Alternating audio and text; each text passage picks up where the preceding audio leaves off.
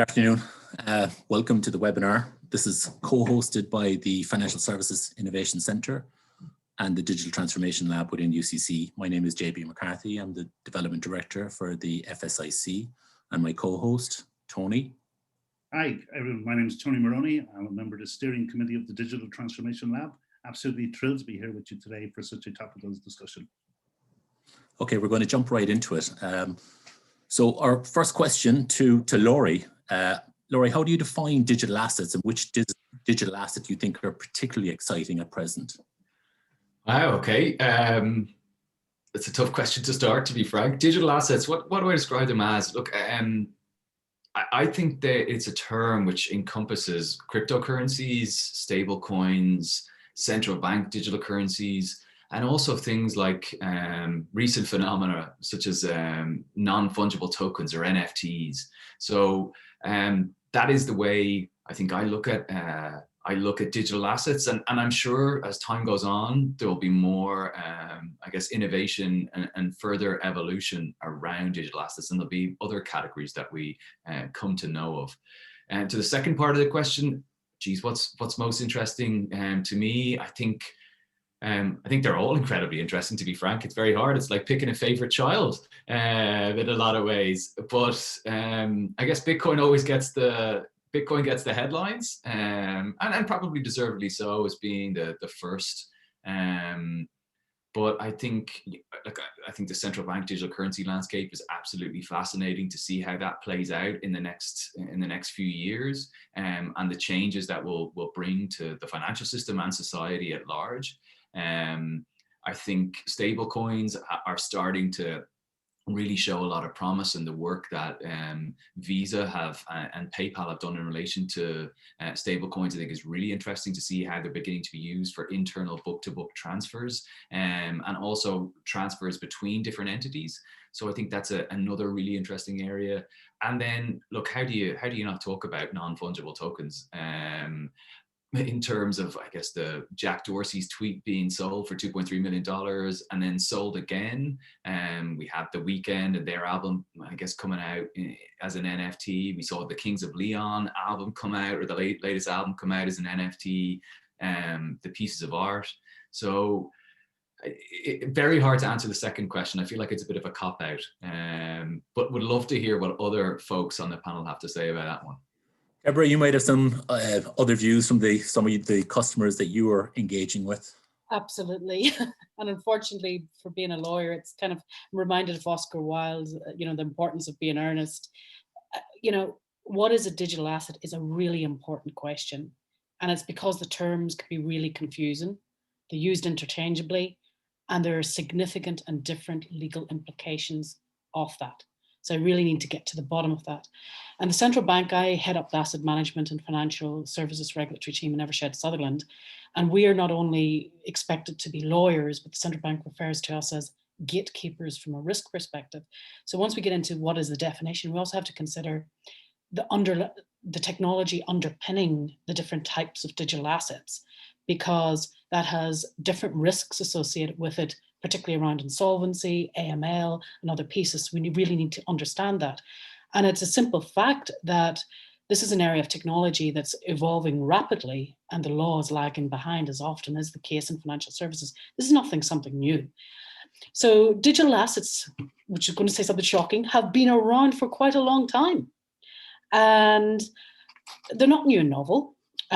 What's new and novel is some of the type of technology that's evolving. And that's an important point as we talk about legal framework. Do we now have to amend the law because the technology is evolving, or what law can we rely on going forward?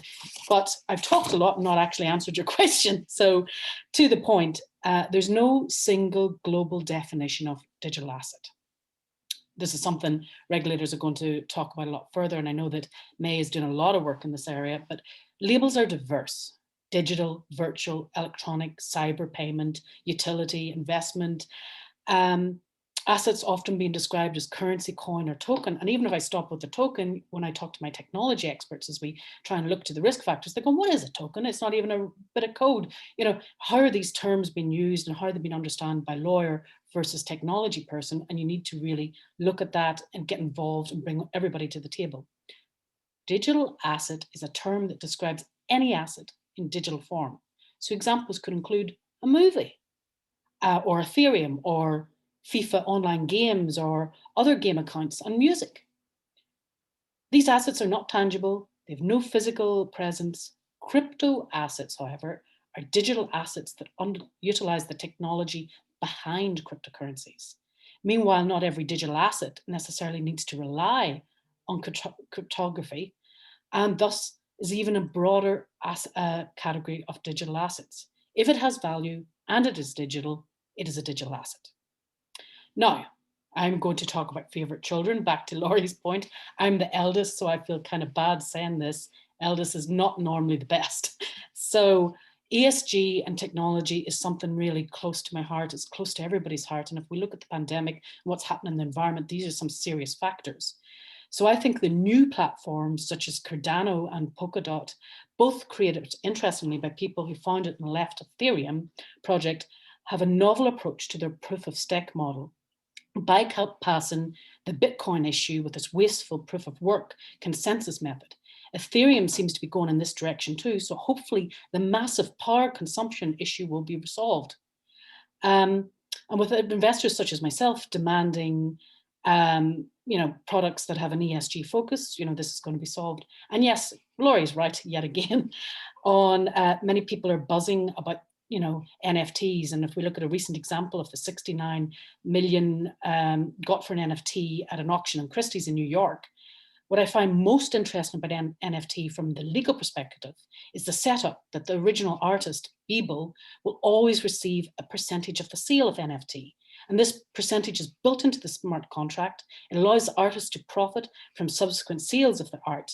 And it is interesting to look at royalties and smart contracts and how they interact. And if we look at a lot of artists not getting profits from the work that they produce, this is something also very interesting. The society is looking at environmental issues, technology, and rewarding our performers, artists.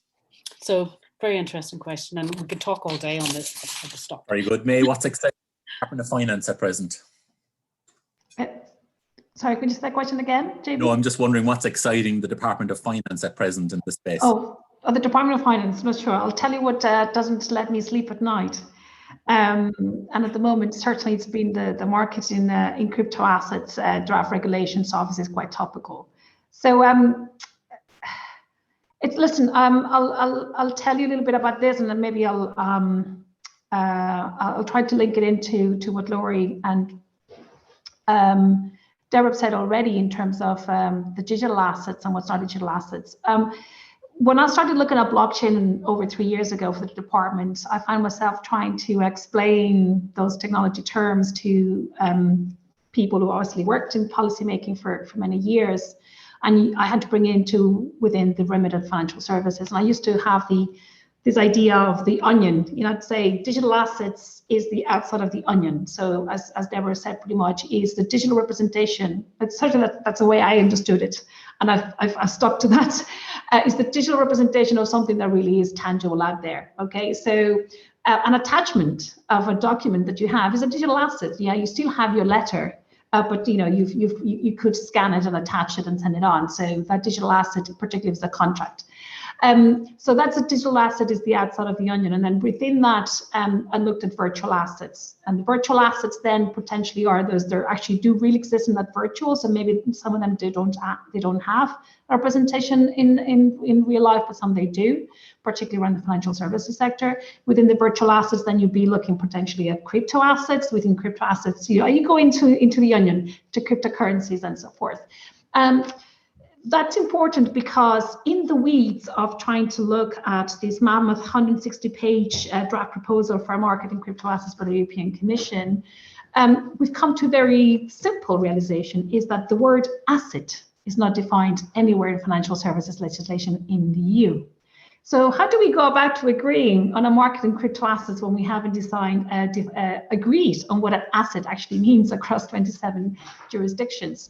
And I think this brings together certainly a lot of the points that Deborah brought up from a legal perspective, which is at the end of the day, an asset, it will be used in everyday lives. And pretty much we have constructed regulation around that transit of value in our everyday lives. And it's potential that for that transaction, there already exists legislation in place.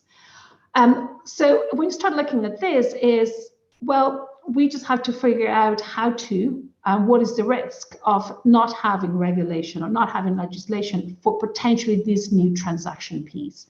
So I think this is important because the asset is underpinning a lot of discussions happening.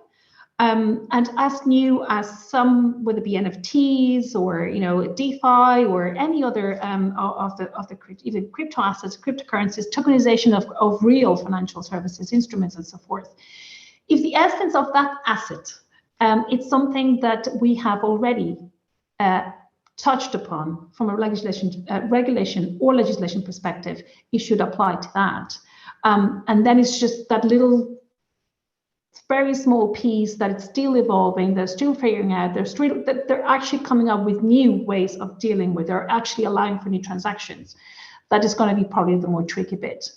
But it's not easy because it exists as the core of that wider onion, and there are intricacies in all those layers that we haven't solved them over whatever 30, 40 years of existence when it comes to financial services market. Very good. Brian, you're dealing in several geographies. Do you have a definitional challenge in each of those geographies? I suppose my working definition is fairly short and succinct, but the implications are complicated. I look at digital assets in this context as any asset that exists in a blockchain. And, that can be a piece of art, it can be a financial security, or it can be something like a Bitcoin. So those types of assets, like the other panelists have said, they can be everything from a good, regulated with VAT and all sorts of fun things like this, to a financial asset where you need banking and financial services infrastructure, or something that currently has nothing. So I know that the definition can be much wider, and I think the legislation in Ireland around VASPs has a very wide definition of digital assets. I don't know if they're going to be regulating Musgraves for their super value cards, but my definition, my working definition, is anything that is an asset represented in a blockchain. So I have my favorites. Obviously, I start off with Bitcoin, the sort of granddaddy of them all, and I think it's amazing that something so simple with such a short white paper has survived so long and never fallen, and it's extraordinary. It's really an amazing story and continues to be an amazing story. But if I find myself with a bit of extra time and I need to understand what's going on, and I want to understand more, and what excites me right now, professionally, we're extremely busy in DeFi and the bridge between traditional finance. And then personally, I'm fascinated with staking, mirroring, all sorts of new innovations that are going on about how to use assets and digital assets, and how these things are very rapidly evolving. It's fascinating. There's just so much going on. If we take it a bit closer to home, so what are we seeing happening in Ireland? Like who's trying to do what, and who's making the running? Anyone want to take it out? I think there's a remarkable amount happening in Ireland. Like if you go up to Sligo, you'll find Overstock and Medici, and they're up to all sorts. You go to Limerick, you have Horizon Globex. You go to Waterford with Zedici. So around Ireland, there's lots. I'm sitting in Cork. So I think mainly there's Dublin remains the hub of Ireland, but I think there's a lot going on if you take some time to have a look around. And I think that more and more we're seeing regular businesses, not just kind of diehard techies, experimenting with how this can bring some benefit to them. Deborah, you must have plenty of clients coming to you with all sort of things they want to do. Yeah. Without disclosing too much, but what are the things that are interesting? Yeah, that is the interesting thing about asset management. Clients are always at the sort of cutting edge. So if you break it into categories, you'll have clients looking in the regulated and unregulated structures, how to basically take an asset, as we've discussed, is not defined, or a digital asset, which I think in a layman's terms, we would be saying digital assets. We're looking at the more restricted definition, and I would agree with Brian, that's what most people would understand it to be. So we are seeing in the asset management space, there was one regulated crypto fund in the UK pre-Brexit. That fund wasn't successful, but we are now seeing other funds, or it eventually closed in less than a year, I believe, in terms of raising finance. So we are seeing other regulated structures looking at exploring investing in cryptocurrency or investing in other types of digital assets. We are seeing a lot of crypto exchanges being established in Ireland. So a lot of e-money authorization. So you're looking at entities like Coinbase and some of their competitors. We are seeing a lot. So it's basically asset management, pure funds, regulated, non-regulated, payments. So you're seeing e-money licenses and even some extensions of payments authorizations. And then in the third category, you're seeing a lot in markets and exchanges. So these crypto exchanges. And in light of that, the central bank launched an innovation hub in 2018 to enable open and active engagement. But for that open and active engagement to be successful, there does need to be open and transparent dealings with the central bank by these entities to give themselves enough time to engage with the central bank and actually be open and honest and say, actually, here are where the risks are. And to look at those risks and explore them and get those authorizations. But as more and more entrants to the market are getting authorized, that's helpful.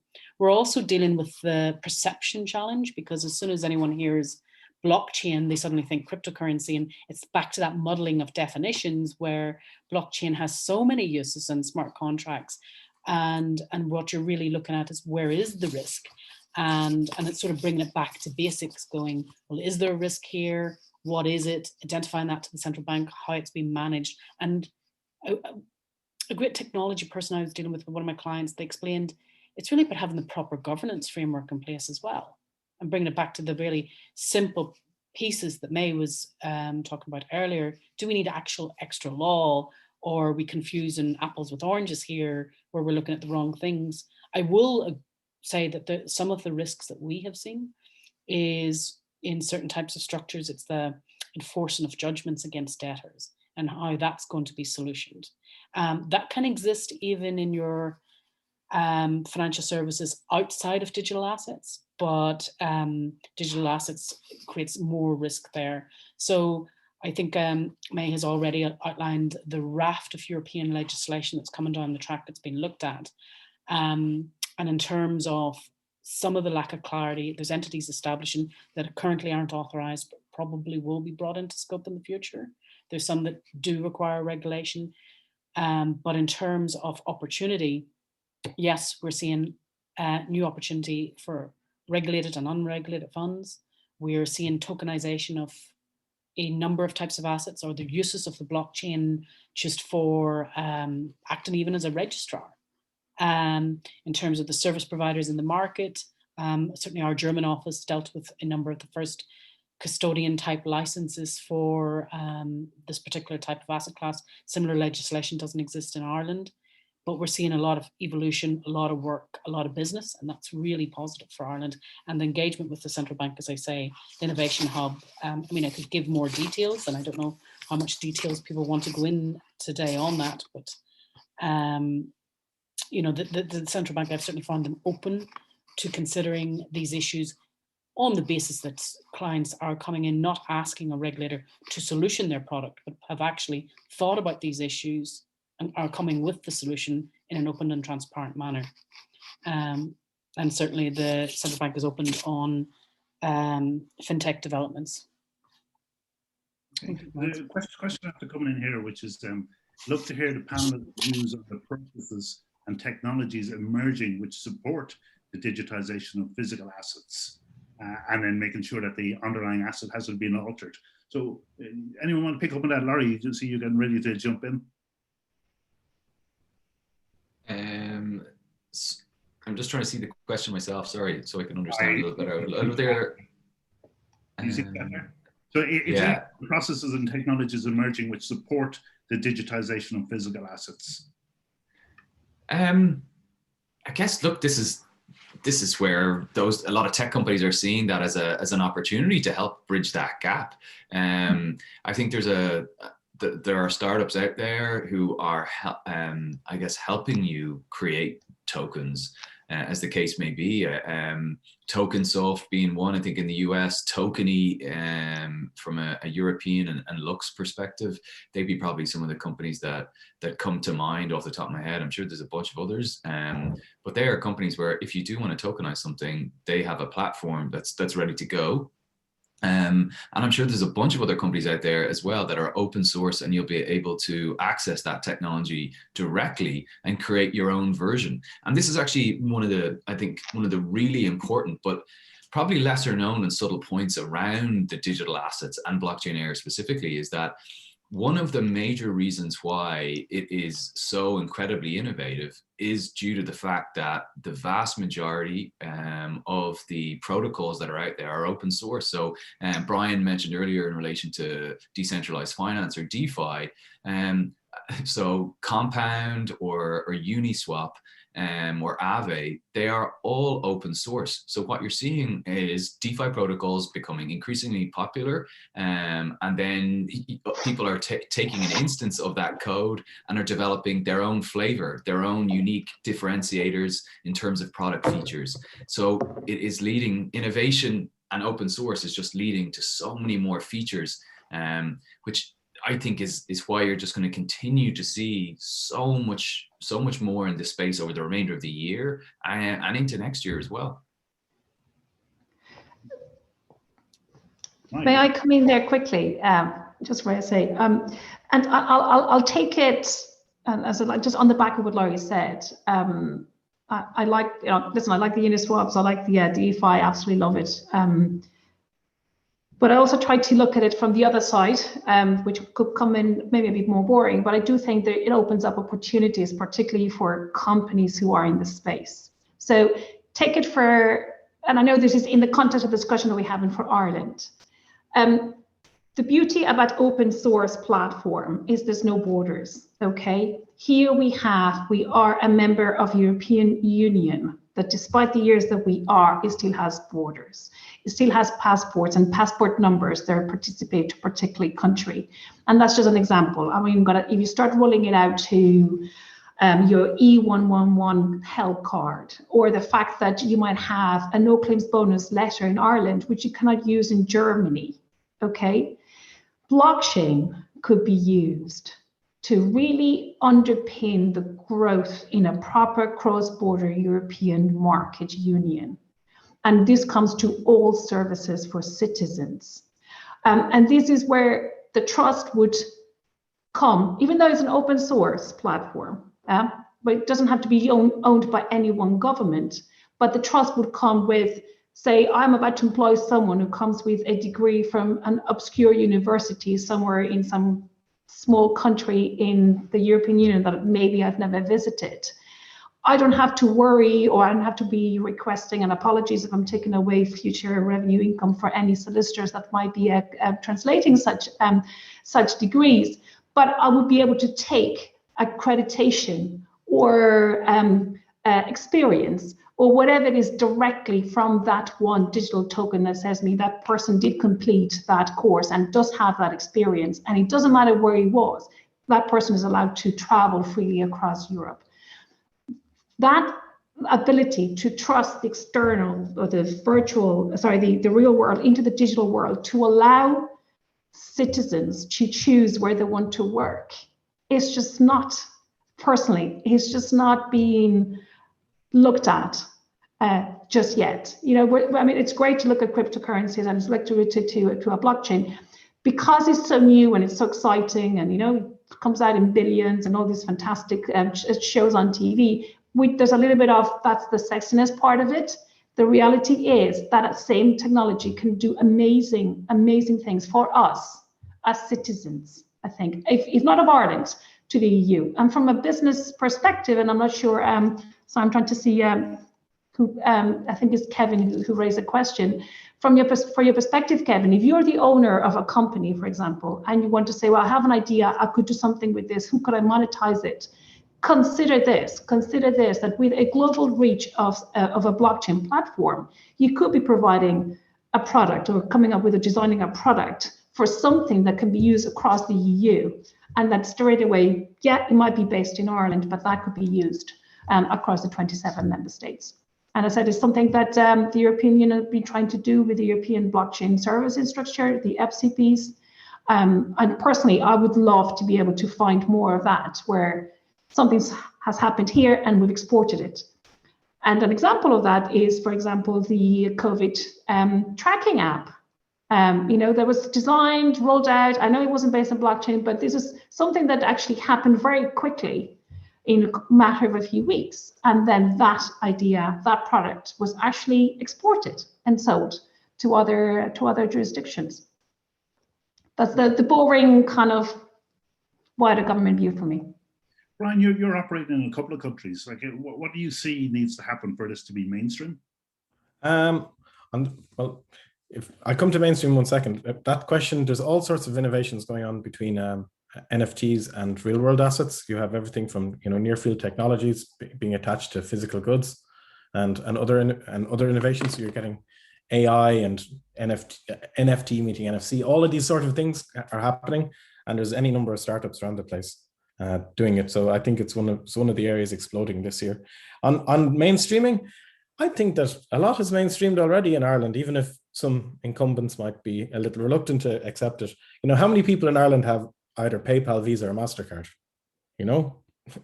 Most adults have something like that, and they all use blockchain somewhere at the back. So and digital assets are being incorporated into their services all the time.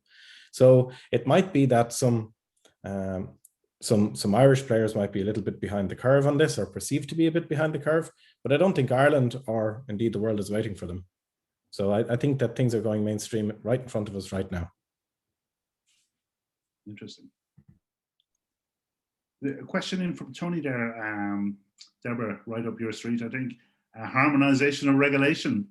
Oh yes, but I would also just like to finish off on 2 points there, maybe Brian. I mean, I do have some clients that have a concern around NFT. Everyone is quite excited, but some people have used the term Wild West in relation to looking at the technology. And I think it comes back to the governance point and looking at how certain of the technologies can be combined. But that's something I'd be happy to, engage with the query from the audience on separately. And certainly I would say, in terms of moving this into mainstream, it's going to happen in terms of what that looks like. I mean, if you compare the move to paper to digital in the 90s, or comparing digital signatures to wet ink signatures, I mean, we're talking this is inevitable. And now if we look at, the harmonization point, obviously, I think there's been a bit of an outline already in terms of where we're ending up on in terms of the legislation. And I think May has outlined, what we're looking at in terms of that framework. There's MiCA, there's DORA, there's looking at the ML directive. There's so many pieces looking at the taxonomy, interacting with the central bank. So we're not there yet. There's been work done, but it's also, we have to consider, is that even the right approach? Because what can be addressed in current legislation versus trying to, create a brand new framework, what that looks like. And in terms of, as we start developing legislation, really lawyers aren't on their own the best to do that. I've spent a lot of my career in-house, in business, in private practice. And from each area, sometimes I would learn a lot more about the law from the business and the innovators, and also learn a lot more about the risk when you start to, even among yourselves, because lawyers, auditors, business people, they all talk separate languages and each of those have a benefit. So if we're looking at the harmonization, all of those individuals have to come to the table and also acknowledge that there's going to be commercial competition issues at play, but coming in a transparent manner. And while innovation might outpace regulators, we are seeing that the market is creating groups, regulatory and working groups with business, to try and come to an understanding on some of these. I mean, some jurisdictions have regulatory sandboxes, Ireland doesn't. So if you go into that harmonization piece, I think we're somewhat away from that. I think there's some steps to be taken. We don't want those to be too slow, so we have to look at what that interim step looks like.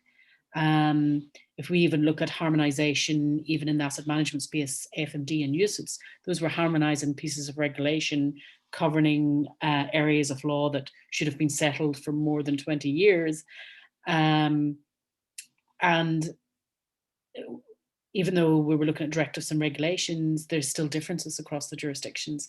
And those pieces of legislation were some of the most contentious, actually tabled in front of the Commission. So I think in this area, this is where there's somewhat of a disconnect, because some commentators would say, well, do we need this piece of regulation? Does that make sense?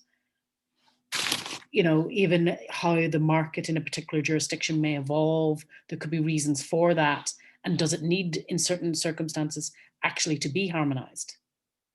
So there's a lot of really complex factors at play. And ultimately, you don't want to stifle business, but you do want a robust system. So then it's really narrowing down, where are the actual risks and how do we address those? And are we clear in terms of certainty of law that if I'm a business and I'm setting up my business, what my legal requirements are, and that business can continue to operate? And I think those are the core objectives that I'll be wanting to see, and that's what we're sort of grappling with when we're onboarding clients and trying to move in that journey with them. The other problem with being an innovator is, this is where I, all respect to Bitcoin, or being that first child on any area, you're the one carrying the weight, doing the extra work, and some of these businesses are really suffering for that in terms of they're doing the extra time, the extra legal costs, the extra business piece, and then other entities are benefiting from that work and brainpower. So, there needs to be some consideration. That's why we come back to sort of ideas like regulatory sandboxes. I don't have the solution, but it's just where I've seen innovation and where it's worked successfully, it does need all of those players working together. Just moving on from that, can I just, and actually it's a question for May. Okay, so like there's a huge growth in this space in digital assets, and obviously it's mired by the definitional challenge, and we have cryptocurrencies, and we have real digital assets, and we have lots of other variations in between. We have companies that can be authorized right now. We know that there's soon to be authorized, and they're registering. So we've got this gray area, and then we've got this other stuff that's happening that's looks like it might never be authorized, but maybe they can just still work away. But overall, this whole space, funds, asset management, digital assets, huge emerging area. And from a jobs perspective, really important for Ireland. And like, what are the hopes, for growth in this space from a Department of Finance and a government perspective? How high up the priority list is this for the Irish government or for the department? Can you talk to that? The answer is no. The answer is no, because no, I cannot talk to as a secondary to the Department of Finance. I think discussions about future strategy are left to the ministers. So unfortunately, the answer is no to that. But I think maybe it's important for the audience to understand something that I did not appreciate in my 20-odd years of private sector. Government just kind of happened, or legislation just happened to work, particularly in the financial services sector. And this last year, and particularly since managing the marketing crypto assets regulation file, I've come to realize a little bit of the process and the significance of it. So I might take a minute longer, but what I'm trying to say here is, I've alluded to that before. We do have financial services sector, and to Tony's question, it is absolutely critical to have harmonization. Financial services sector, whether it be MiFID, whether it be AIMS, PSD2, EMD2, have been there for a long time. EMD2 is very old. PSD2 is probably a bit new, maybe I think it's 2015. I think EMD2 maybe it goes back to 2009. I mean, even PSD2 being 2015, so 6 years after Bitcoin, clearly did not take into account technology like blockchain. So even the payments regulations, directives that we have, legislation, I have to say, are not fit for purposes for where we are today. Okay. However, if you're looking at the risks of the transactions are, if you are in the business of providing a token of sorts that is for payments, you should really consider there is a payment regulation for that. Okay. Now, legislation, I should say. The other important piece as well is there's a difference between directives and regulations. It is very important to understand the difference. The market in crypto asset is a regulation.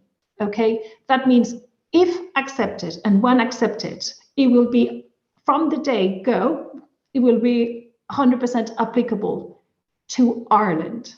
This is very different from the MiFID directive, for example, where it was a directive, so say as a guideline, and then the Irish legislators transposed or effectively adopted that directive into Ireland. And that's where the harmonization issues come from. And as I relate back to the Tony piece, because every country went about to read out the directive to suit their national laws the best way they could. But with MiCA, we don't have that luxury. Okay, so I would absolutely 100% urge anyone who's a vested interest and is in the business or is planning on being in the business of providing a crypto asset service to be a crypto asset service provider, or to provide some kind of payment that actually will be referenced to some asset externally in some kind of stablecoin pegging into that, or is an EMI, is actually looking at EMT, to really take a look at that MiCA regulation. And if he's concerned about how that applies, to let me know, or to let someone here know, or to let someone in the Blockchain Ireland know. Why is this important? Because when you bring it all down at JB, the current strategies that the government have are to the wider financial services sector. Okay, when you wriggle out, for example, what's in MiCA, what's left out there is the crypto asset service provider. But when it comes to tokenizations of current financial instruments, those financial instruments will not cease to be financial instruments. The legislation already applies. But the proposal for the MiCA regulation is to then go back and actually adjust MiFID to take into account the fact that today we have blockchain and potentially we can tokenize financial instruments that are already legislated for and regulated under MiFID. Okay, I think this is very important, and I'm not sure, and I hope that's of use to those participants in the call that understand what will happen. The MiCA regulation is being pushed very fast. There is a real interest by the EU Commission to have something fast. And for those who maybe missed it, the reason why this is coming fast is because there is a very real, tangible, I wouldn't say threat, but certainly very close experience with the likes of a digital renminbi around the corner. We're talking about clearly the potential of a global stable coin coming through the door or the back door or the front door and turning the European economy to the equivalent of a dollarization that already happens, for example, in other countries that don't have their own strong local monetary regimes. So I think that's very important to know. So the priorities, JB, are they in just focusing particularly on creating jobs for crypto asset service providers? I can't speak for the government, but looking at what I'm working with on a day-to-day basis, the priority is in really pushing forward a digital finance market at EU level. Okay, I think I see that. I mean, anyone who's actually seen the digital finance package proposals in September, they'll attest to that. I think that's totally number one. And second, actually, is making sure that we protect the monetary sovereignty of the digital euro, because that affects us as citizens, but also as companies, and potentially the effect that would have on reserves. So I'm sorry, but I couldn't really answer. I appreciate that. Yeah, and the broad utility of it, absolutely super important for Ireland and the rest of the European Union. Could I jump in there? Comments, or Deborah, maybe, yeah? Yeah, so I couldn't agree more with some of the comments that May is making. And I think one of my big concerns, as this has been rushed through, because on one hand, we're saying we need this rushed through, we need the harmonization. But the reason some directives, they have the directive, the regulation, is to understand that there can be nuances per certain jurisdictions. I feel those subtleties are being lost. So harmonization in all instances is not correct. Sometimes creating a harmonization in all instances actually gives certain jurisdictions a competitive advantage, but with no additional protections from a risk perspective. So that's not necessarily something everyone goes, oh, it should all be the same. No, not everything should always be the same. Actually, that's quite bad. It's back to treating all your children equally. You always have a favorite one, as Laurie pointed out. No, but all joking aside, it's actually quite alarming. And what I'm quite concerned about is, as I say, having the business at the table and having people focusing on this, because there's so much going on in the market right now. We don't want our hands tied from where Ireland is going to either be pitted less of a competitive advantage, or we get legislation that's not fit for purpose. And even if we do end up in a harmonization and everything was all perfect, there is still local interpretation pieces on that as well. So it's never going to be just perfect. And I suppose my concern is, like, how are we resourcing this at a Department of Finance level? Are we putting the right people, at the CBI level? How is the industry inputting? And we know that people are stretched, and it's not a criticism on anyone, but if we're talking, this is happening and we know it's happening, where are the resources behind that? And when we look at sort of what we should be lobbying for, it's resources. It's not a criticism, because some of the work that I'm seeing coming out of the central bank, I could actually spend some time in terms of the papers that they've produced, the time that they're given, the experts that they're having, what's going on with May and her team. Like, as you can hear, she's expert. You have people like Laurie and Brian who are given so much of their time, but there's only so much that can be done. So it's like almost a call to action to the industry to support, bring those comments to the table. And I suppose that would be something I'd like to sort of express. And certainly I try as much as possible to give up my time in these areas. Even sometimes quite a lot of that time is free time, because it is so important. But that would be something I would say to people on this call. That would be what I would say on this. Yeah, I think where we have regulatory harmonization, it's easy when it's something new that's starting versus regulatory convergence. Okay, we talk a lot about that. Ireland, I think, seems to be the best boy in the class, or one of the best boys in the class, but everyone is converging at the same rate. Yeah, I would also say that, Mika, and these things are moving very quickly at EU level, because big countries like Germany and France have decided to go ahead and do their own thing. Laurie mentioned the legislation in Germany around custodians, but a German bank has issued a stablecoin, so has a French one. You look at how these countries are embracing it versus, say, Ireland, which is still thinking about it. And I think the EU is rushing to get there so that it doesn't have 27 different things. And that's exactly the point, and that's why it's a regulation or a directive, because whatever they've passed in France and Germany will be inhabilitated. It will not, it will no longer apply once Mika approves. But listen, on that point, and I think it's very important, and I'm a bit worried about saying that, because I know you're recording this, but I never thought I'd say this, but I find myself lobbying the lobbyists, demanding for input. But I am, I am, because for Ireland to stay ahead, you need to know what you want. And I'm finding myself reaching out to credit institutions and saying, guys, have you read Mika? You'll be allowed to offer crypto asset services without an extra authorization or licensing of sorts. Are you okay with that? Would you want to do that? And those credit institutions weren't even aware of this. And I'm finding myself literally having to canvass the lobbyists and girls to get that feedback back. But I think I said, some people don't appreciate the difference between directives and regulations, and maybe we've never appreciated really the speed at which the European Union has turned around and really embraced the future of digital finance. And they see that as a proper way to drive through these borderless markets in the European Union. So as Deborah said it, I'll say it again, do whatever it is, engage a lawyer, have a time to look at it. If you're in the business or you plan to be in the business and you're concerned that actually might pet, do look at it. And I mean, listen, I have received already some feedback. It's fabulous to have it. People are telling me down to, there's a full stop missing in that paragraph. This is good, I don't mind it. But there's some really tangible issues as well with the proposals and misunderstandings of the technology that are not reflected in the regulation.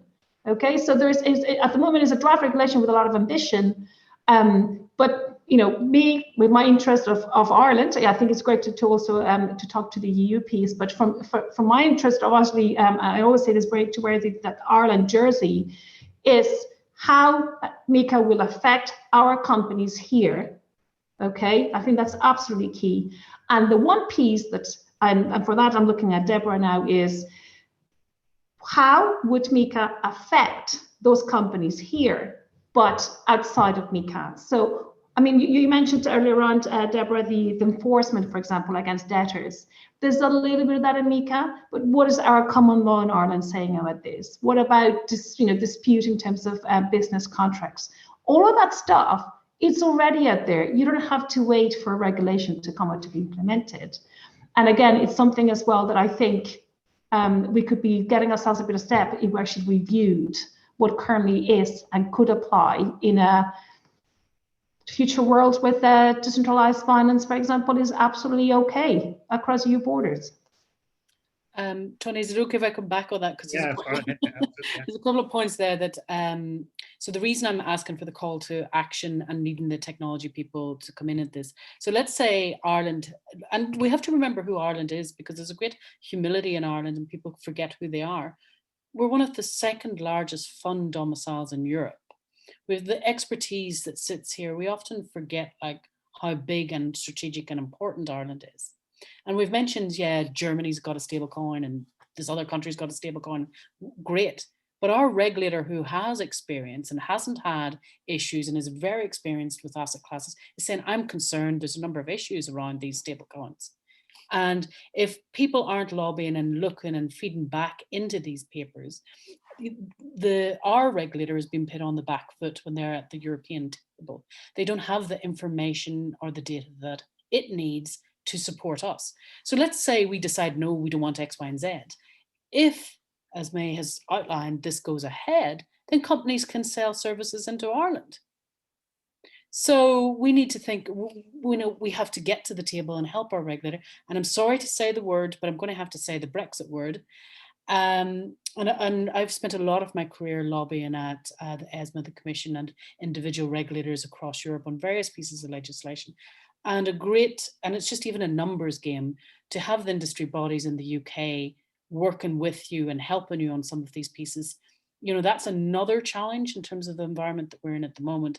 And that's why I'm quite concerned. And then we can talk about, yeah, our common law system, but bear in mind we're now one of the few common law countries within Europe. And that's why I was sort of alluding to how the infrastructure, the interpretation will come into play in rules of interpretation, civil code versus common law code. And you may find it hard to believe, but I'm actually debating this quite frequently, and points of European law, much more frequently, and even natural law than I would have expected at this point in my career. And then I suppose I'd like to sort of wrap up on the insolvency point. This is slightly more tricky now because with certain of the technology, you actually can't get to the underlying asset. And you may be enforcing against a key. And there's been some recent judgment or issues going on in Ireland as to what freezing orders would look like, or indeed where keys are lost, and you have what was the case, cannabis sort of criminal case with a key for, was it 54 million lost in a dump somewhere in Galway, but how are they going to, because that's the challenge, and that's understanding the technology as to how to make enforcement. So it's no longer the legal piece, but it's the practicality of the enforcement. And again, each of these scenarios would differ depending on what technology we're looking at. And that was one of the pieces, I've written and sort of talked to some of the big banks and their innovation hubs around crafting smart contracts and looking at the risks, but you're not necessarily looking at them from a legal perspective. It's the technology risk. And this is, I suppose, why we're sort of flagging how important this is. I know that industry groups and some very, very senior people are very given of their time because of the importance. Didn't intend to get so serious because there is such great opportunities for Ireland, but there's also a great threat for Ireland as well. No, that's great. I mean, one of the questions I had, and both yourself and I have answered it, was around the financial ecosystem here in Ireland. Like, is it ready? Is it pushing ahead? Is it anticipating, or is it just waiting on regulation? Because if it's the latter, we're going to miss the boat, because there's loads of places, as Brian and others have alluded to, are trying things. So, and I think what I'm hearing from the panel is saying, look, put up your hand, ask, can you go ahead? Or push ahead and come and ask us while you're doing it, but don't be waiting around. Is that fair to say? Yeah, and I would, I mean it sincerely. The people that need to come to the table, the lawyers, the finance, everybody can be great, but it's those business people, to say, okay, here's where I see problems. Yeah, there's a question that came in there about, how do you get more educated in this space, and courses and that sort of stuff. But within business, how is business going to, or how are your boards and executives and people in senior positions, how are they going to get themselves in a space where they've got their arms around this and really understand it and the potential? Can I suggest that, for digital assets, and especially because they're open source, you can experiment. So I think anyone who wants to understand how it is should probably acquire some and do something with them. And then they will have, that's not going to form a strategy for you. But, a lot of people look at it and go, I hear all of these things and I see all these things, but they have never participated. It's quite easy to do so. And it's never a bad idea to stake something in a DeFi contract, see what it means. And then after that, I'm involved with Blockchain Ireland, and I can see lots of education initiatives from GMIT to DCU, and most likely down in UCC as well, that are going on. So there's every type of different course coming through to facilitate, people learning. Good. JB, I'm just conscious of time. We probably should have a look at where, what are the big opportunities? If we look 3-5 years out, what do you see as the big opportunity, and where would you like to see Ireland in that? I think Laura's been quiet for too long, and I've spoken too much. Laurie, looks like you're on. Okay. So I guess taking on board the regulatory considerations and topics of that nature, I'm probably of the view that, Ireland took a risk in setting up the IFSC, the Irish Financial Services Centre, a number of years ago, and it paid off. It was a big bet, to use the McKinsey strategy under uncertainty framework. Then also, I guess, they looked at another big bet around pharma. I think that was another fantastic decision. Similarly, around the tech companies, in terms of targeting those, and the IDA have been, a massive accelerant in terms of all of these initiatives. And I think we're at another juncture where we need to make a big bet, and probably unsurprisingly, and utterly on an utterly biased basis, I think digital assets is an area that fits in with what we do in terms of financial services already, especially on the fund side, and also it plays well in terms of our tech-focused agenda. So I think that we have an amazing opportunity. I think we need to get organized quickly. I appreciate that there is the MiCA, I guess, law coming into effect, but it's probably a couple of years away. So I don't think this is not a slight on anybody, and I think it builds on the points that have been made, that we need to get organized, we need to resource this, we need to do it right. And actually, in this area, the companies that have done very well in terms of digital assets are the ones that have a laser focus on regulation, and Coinbase being a good example of that, Gemini being another. So I think if we have thoughtful regulation, where it will attract business, it will attract fund flow, it'll attract talent, and it will build on the ecosystem. So for me, we have an opportunity, but it leads back into the education piece. I think there's probably people still out there who think that Bitcoin is bad and used for, illicit purposes and drug running and things of that nature. And where I think, I know JB and I exchanged this yesterday, there's a good report from the CIA, our former CIA director. Now we need to dig into the details on the report, but certainly according to his analysis, the level of criminal activity using specifically Bitcoin is significantly less than what people may perceive.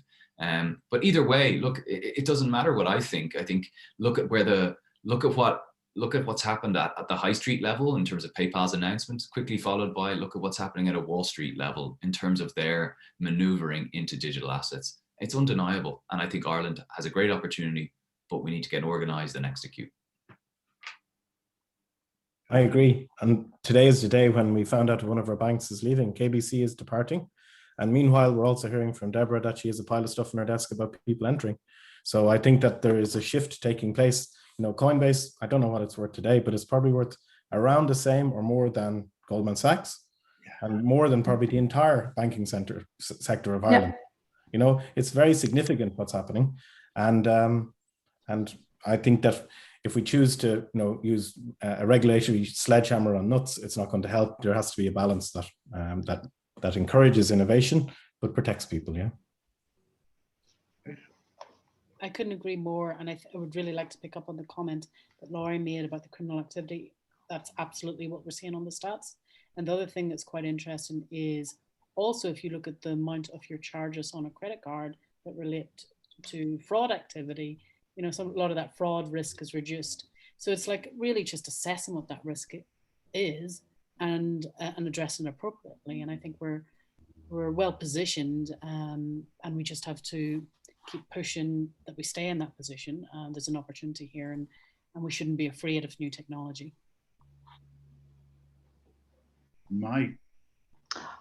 Yeah, I'll be honest with you.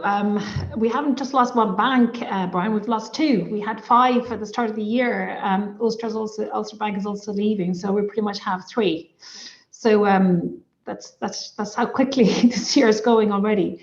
But for me, there's just, and maybe that's from my years of private sector and working in finance heads on, is just, you have your long-term plan, and then you revise that through a medium-term plan. And then if things really change, if external conditions change, you go to a short-term plan. And depending on how things are, and for example, the height of the financial crisis, we had flash predictions almost on a daily basis. And it strikes me a little bit strange how we have all these strategies, all the government departments out there. Some of them could be 2-3 years old. Some of them, might be only a year old.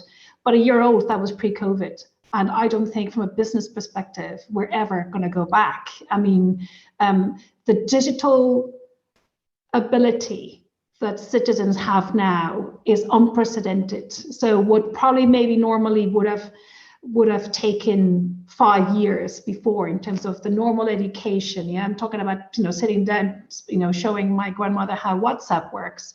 The COVID literally compressed that 5-year lead term to maybe 5 months, okay? And we are not doing anything to bank on that. Imagine, so from a finance perspective, I feel it like I had a long-term strategy plan to meet my budget, and somehow I've compressed that. I only have 6 months to do it. I would be revising all my revenue lines, my cost lines, my strategy like crazy. And where is that happening? And and this is just, there's not a block. This is, as Laurie said, digital assets in the space of the financial services sector. What's happened this year that wasn't there is Brexit has come and gone. We're hopefully coming out of COVID. We have a lot more digital illiterate population and world. We should be totally rethinking our financial services sector strategy, heads on, personally. So, and that's why I think we have to be reorganizing to do that. You'd have to really work together and reorganize with a tangible outcome to do something, to really recut our strategies that are fit for purposes to the challenges and opportunities that we have today. Super. Yeah, I think we're on the cusp of greatness if we want to take the opportunity. So yeah, super. JB? Very good. No, that was fantastic finish from all the panel speakers. I know there's just a few questions out there. We might just touch on 1 or 2 very quickly. It's a fascinating space for someone who's trying to transition their career into the space with limited overlap in their current career. What advice can you give? Part-time college courses? It's probably going to depend on where you're coming from. If it's from a technology perspective, it's getting involved in those technical blockchain and other maybe programming type languages that might help you get into that space. But engage with the companies. Everybody's looking for talent in this space. Does the panel think that crypto payment processors like BitPay are feasible for mainstream adoption right now in e-commerce? That's going to happen with or without with anyone in this panel getting involved, because if you're based abroad, whatever, you can access this, it can happen anyhow. What does the panel think are the biggest product opportunities in the digital asset space? I think, funds, asset management, and, more revolving in that space. And obviously the currencies and cryptocurrencies, they're going to happen anyhow. The harmonization of regulation, that came up, huge issue. So yeah, more to see in that space. Owen, Bitcoin, if you're missing out. Biggest technologies. Okay, so yeah, not just, okay, so yeah, people can read Owen's comments there. Okay, I think that's all in. Yeah, JB, I saw a question there about ethics. I'm not sure you just read it out there, and I said I was going to try to literally just 30 seconds. Maybe just to say that the minister was invited to participate in the WF Digital Currency Governance Consortium that was created last year at Davos. So I've been representing him in that initiative over the last year, and we selected one of the working groups to particularly look at the utilization of stable coins and blockchain in cross-border aid disbursements or crisis management disorder. And the reason why I want to say that is because the issue of ethics in the ability to smart money or programmable money actually would mean has come up time and time again. Now, to a certain degree, it did come up, for example, in the consultation of the ECB in the digital euro. Whereas, I mean, you can check, you can check I think just yesterday they issued the result of the consultation of the digital euro. A very large number of Europeans, of the 65% of the 8,000 people that responded, felt they wanted privacy secure if the ECB ever wanted to issue digital euro. So that in itself is an element of ethical concerns there. But certainly in the WF initiative perspective, there was a lot of discussions about just because the technology can do something doesn't mean it has to be done. So how about making sure that we protect dignity and choice? So there's a lot of ethical considerations starting to bubble up. But because of the type of work, so far really I've only seen them through this initiative when we're looking at aid disbursements utilizing stable coins. I just wanted to say that to him. Thanks. Very good. Thanks, May. Okay, so we're going to finish it at that. I'd like to thank all the panelists. It's been great. On behalf of CUBS, Cork University Business School, the business school within UCC, thank them for their support, and also the Digital Transformation Lab. Tony? Yeah, thank you all.